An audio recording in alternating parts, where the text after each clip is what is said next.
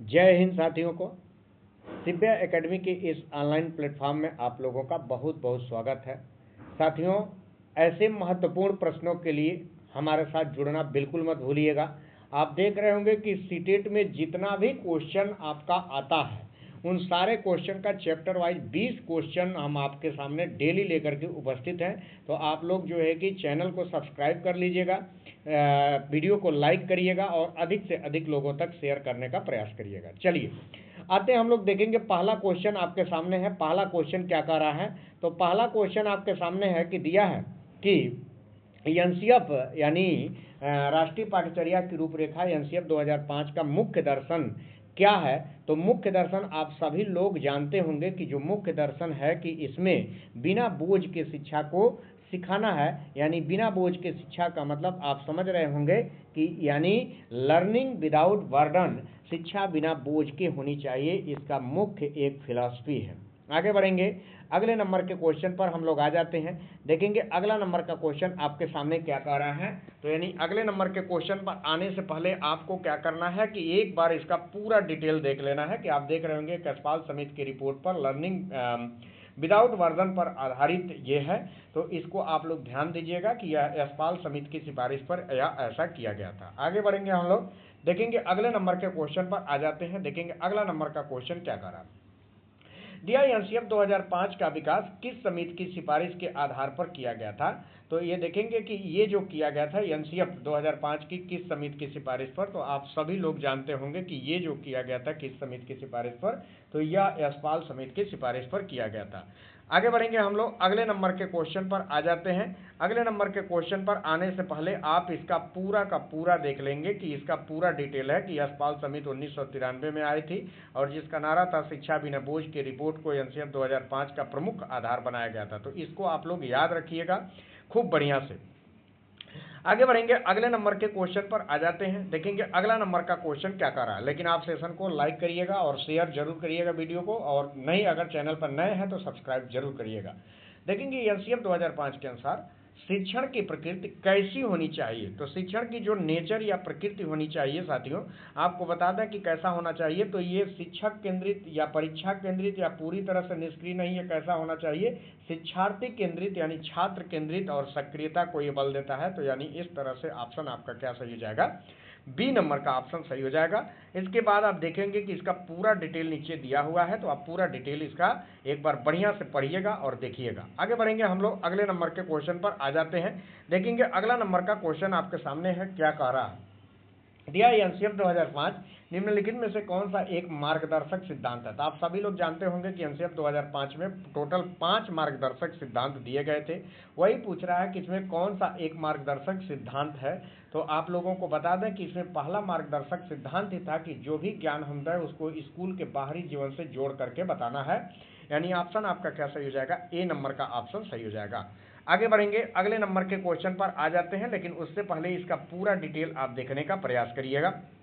आगे बढ़ेंगे, अगले नंबर के क्वेश्चन पर आ जाते हैं। देखेंगे अगला नंबर का क्वेश्चन क्या कह रहा है। दिया एनसीएफ 2005 के अनुसार सीखने की प्रक्रिया मुख्यतः किस सिद्धांत पर आधारित है। तो मेरे साथियों आपको बता दें यह रचनावाद या सृजनवाद कह सकते हैं कि इस पर आधारित है। तो आप लोग इसको याद रखिएगा। आप जानते होंगे कि एनसीएफ अब तक 5 बार आ चुका है, यानी 75 में, 88 में, 2000 में। और 75, 88 और 2000 का जो एनसीएफ था वो आपका व्यवहारवाद पर आधारित था। लेकिन 2005 से लेकर के इधर जो था ये आपका रचनावाद या सृजनवाद पर आधारित था। आगे बढ़ेंगे, अगले नंबर के क्वेश्चन पर आ जाते हैं। लेकिन देखेंगे कि पूरा डिटेल क्या कह रहा है। यानी ये पूरा डिटेल आपके सामने है। आगे बढ़ेंगे, अगले नंबर के क्वेश्चन पर आ जाते हैं। देखेंगे अगला नंबर का क्वेश्चन कह रहा है कि एनसीएफ 2005 के अनुसार एक शिक्षक की मुख्य भूमिका क्या होनी चाहिए। तो एक शिक्षक की मुख्य भूमिका जो बताया गया है एनसीएफ 2005 में, वह सहायक है, सुगमकर्ता है, सहजकर्ता है, बाल सखा है। तो यानी इस तरह से ऑप्शन क्या सही हो जाएगा? तो बी नंबर का ऑप्शन सही हो जाएगा। आगे बढ़ेंगे, अगले नंबर के क्वेश्चन पर आ जाते हैं। देखेंगे अगला नंबर का क्वेश्चन क्या कह रहा है। तो इस तरह से देखेंगे कि दिया है कि इसका पूरा आप व्याख्या देख सकते हैं। यहाँ पूरी व्याख्या दी हुई है, आप लोग इसको देखिएगा और पढ़िएगा। आगे बढ़ेंगे, अगले नंबर के क्वेश्चन पर आ जाते हैं। देखेंगे अगला नंबर का क्वेश्चन क्या कह रहा है। दिया एनसीएफ 2005 के अनुसार प्राथमिक स्तर पर शिक्षण का माध्यम जो माध्यम कौन सी भाषा में होनी चाहिए, तो मेरे साथियों आपको बता दें कि आप मातृभाषा, स्थानीय भाषा, देसी भाषा, लोकल लैंग्वेज, मदर टंग ये होनी चाहिए, यानी ऑप्शन आपका क्या सही हो जाएगा, तो सी नंबर का ऑप्शन सही हो जाएगा।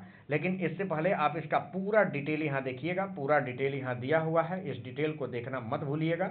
आगे बढ़ेंगे, अगले नंबर के क्वेश्चन पर आ जाते हैं। देखेंगे अगला नंबर का क्वेश्चन कह रहा है कि एनसीएफ 2005 के अनुसार बच्चों के विद्यालय का भारी अवस्था क्या दर्शाता है। तो भारी अवस्था का मतलब जो भौतिक भार है और शारीरिक असुविधा है, यानी इसमें ये इसी चीज को दर्शाता है, यानी ऑप्शन इसमें क्या सही हो जाएगा, तो बी नंबर का ऑप्शन सही हो जाएगा। आगे बढ़ेंगे हम लोग, देखेंगे अगला नंबर का क्वेश्चन पर आ जाते हैं। देखेंगे अगला नंबर का क्वेश्चन पर आने से पहले आप इसका पूरा डिटेल देखिएगा, यहाँ पूरा डिटेल इसका दिया हुआ है।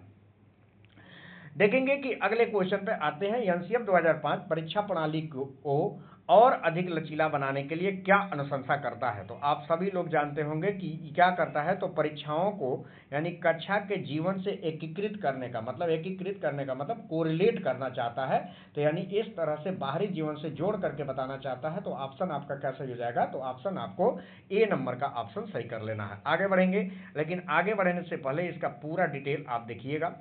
आगे बढ़ेंगे, अगले नंबर के क्वेश्चन पर आ जाते हैं। देखेंगे अगला नंबर का क्वेश्चन क्या कह रहा है, दिया है एनसीएफ 2005 के अनुसार कला शिक्षा को दिया है विद्यालय में जोड़ने का मुख्य उद्देश्य क्या हो सकता है। तो इसका जो मुख्य उद्देश्य आपका होता है सांस्कृतिक विरासत व प्रशंसा व व्यक्तित्व का विकास करना, यानी ऑप्शन आपका इसमें कौन सही हो जाएगा, तो बी नंबर का ऑप्शन सही हो जाएगा। आगे बढ़ेंगे हम लोग, अगले नंबर के क्वेश्चन पर आ जाते हैं, लेकिन इसका आप पूरा व्याख्या यहाँ देखिएगा, पूरा व्याख्या यहाँ दिया हुआ है।